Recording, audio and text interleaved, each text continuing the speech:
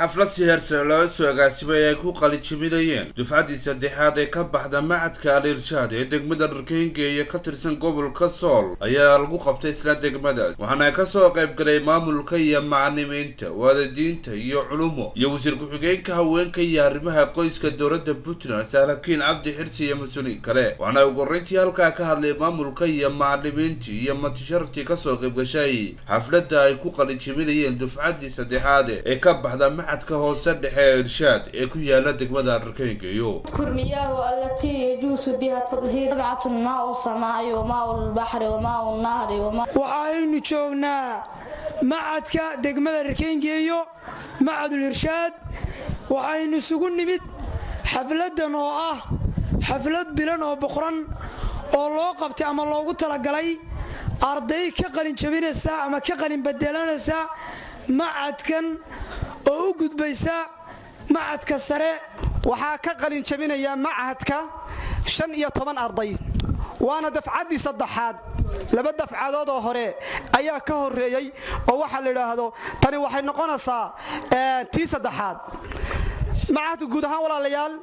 waxa uu ka kooban yahay waa laba fasal ardada macadka dhigata galaaska hadda qalin jabinaya iyo galaaska sanadka hadii insha Allah taala noqonaya saddexaadka weeye galaaska saddexaadka noqonaya tiradiisu waxa weeye waa 20 arday oo qalan bedelanaysa dugsiyada ka sareeya dugsigan waxa ma hadda walaalayaal waalidiintii ku soo tabacday ardadaas galabta xafladda loo hayo waa waxyaalaha ugu qaalasan ama ugu quruxda badan ee laga qayb galo waxay ka mid tahay walaalayaal ama ka mid ah xafladan galabta aynu joogno waa ubadkii iyo ubaxii dalka oo Ilaahay subxaanahu wa ta'ala hiigoodii koowaad Ilaahay subxaanahu wa ta'ala u rumeeyay awalan waxaynu isu dardaarmaynaa Ilaahay subxaanahu wa ta'ala cabsidiisa yaa ayyuhalladina aamanu taqullaha xaqa tuqaatihi wa la tamuutunna illaa wa antum muslimuun wardadka iimaanka laga helay muuminiinta Ilaahay subxaanahu wa ta'ala ka cabsada cabsida uu dhabta u leeyahay caabuda oo shirki sameeynina ku shukriyo oo ku kufriyina adeecaha caasiina sidee wax u baran ciyaalka iyo say wax ugu qabteen iyo say wax u yihiin baan ugu mahadnaqaynaa waxa farxad weyn oo ah qalajabinta laga qalajabinayo degmada maxadka al-irshaad aad iyo aad baan ugu faraxsanahay 100% waalidiinta waxaan leeyahay kamid ahay wax la quraanka ama ka dhigan noqo ama maalkiisa ku bixiyo noqo waa inaynu maalkeena iyo hantideen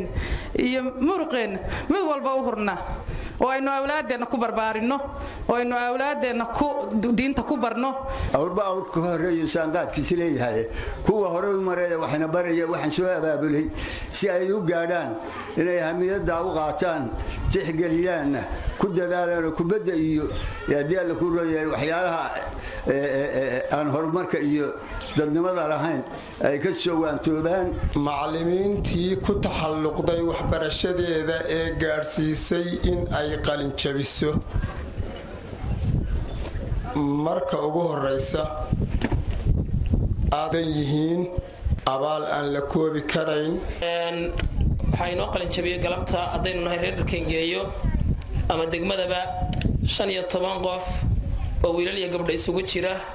oo Ilaahay diintiisa subxaanahu wa ta'ala macadka aqoontiisa dhamaystay awalan ardayda Ilaahay waxaan uga baryaynaa aqoonta ay dhamaysteen Ilaahay subxaanahu wa ta'ala ku anfaco in Ilaahay ku anfaco ay dib u noqon ay horay u socdaan baynu Ilaahay uga baryaynaa dhamaantiin awlaadaha loo duceeyo qalin jabintoodii ku joognaa marxaladan bay dhaafayaane aqoonta lagama qalin jabiyo lamana dhameeyo qofku inta uu nool yahay hadii uu wado ugu horeyn waxaan isxasuusinaynaa walaalayaal waxbarashadu inay shay waajib tahay oo ay farad ku tahay qof walba nabigu calayhi salaatu wasalaam wuxuu leeyahay talabul ilmi fariidatun ala kulli muslim in wax la bartaa cid walba waajib ay ku tahay laakiin bulshadana waxay aaminsan tahay in ciyaalka kaliya wax la baro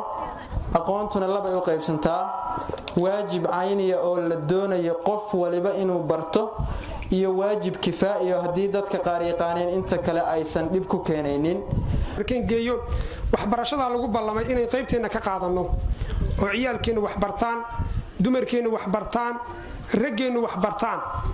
waxa weeye waxbarashadu labay u qaybsantaa waa diini iyo maadi wayna kala horeeyaan diinta lambar 1 ah oo horeysa diintu waxa weeye waa wixii adduunka la inoo keenayba ilaahay ina abuuray adduunka keenay adduunka abuuray ee ciriya dhul abuuray waa diintu inagu adoonsaday inaynu baranno marka waxa weeye inay marka hore diinta intaynu baranno waxaynu ilaahay ku caabudano intaynu baranno maadigana inaynu baranno oo waxa weeye dhulkeena sidaynu khayraadka uga soo baxno aynu baranno waxa weeyaan culumta kale aynu baranno wax soo saarka aynu baranno waa arrin loo baahan yahay gabagabadii waxaa halkaa ka hadlay wasiir ku-xigeenka haweenka iyo arrimaha qoyska dowladda Puntland Sahra Kiil Cabdi Xirsi aan aad ugu mahadinayaa